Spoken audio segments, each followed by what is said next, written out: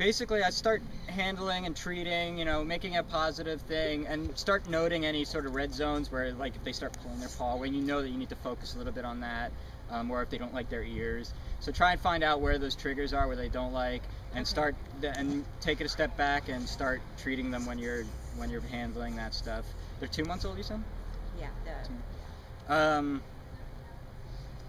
You know, you're getting to the point, to the age where they start, you know, it would help them to meet some other dogs in a couple weeks. You know, whether it's other APA dogs that we can, I don't know how we do that exactly, but that's really important. The self-control stuff you can definitely start. You're not going to get a puppy probably at that age to wait at the door, but asking them to sit at doors. Again, just teaching sit and down. You can teach that now. Okay. In the next couple of weeks, probably they'll start to get it. I mean, it won't be the same as teaching the adult dogs. You're not going to get a lot of self-control from them, but you can start them on the road to that. Another thing I really recommend is in your yard. Do you let them out in the yard and stuff? I live in an apartment, so right. I'll probably be working with them mostly here, and maybe taking them on little trips. Right. Well, so getting them to learn to follow you around and check in where you are naturally.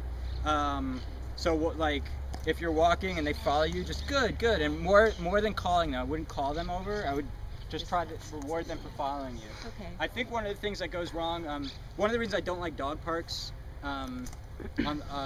as far as like fenced-in dog parks, is you go to the dog park, owners are all standing around, the dogs are playing. There's no reason whatsoever for a dog to check where their owner is because they haven't moved.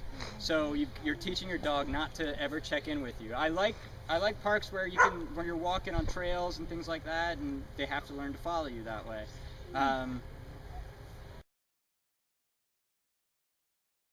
About how I teach them patience first, where obviously get out a can of food and I just let them pile on, you know, and whoever stops jumping on me, they get rewarded. And slowly you start to teach them patience first, and then you work that into a sit. I can usually get them to sit before I put a bowl of food down for them, but it's a process over the 3 weeks of getting them to be able to to sit that long. So, but really, it doesn't take very many sessions to do it with puppies. It's very fast, very fast. Yeah, they learn quickly at that age. I mean, you can teach so quickly.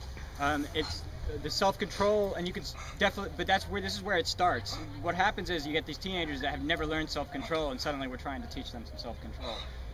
So that's what Jen's doing by making them wait, you know, and that's what's really important, and that's what makes a nice dog, a dog that knows how to control itself.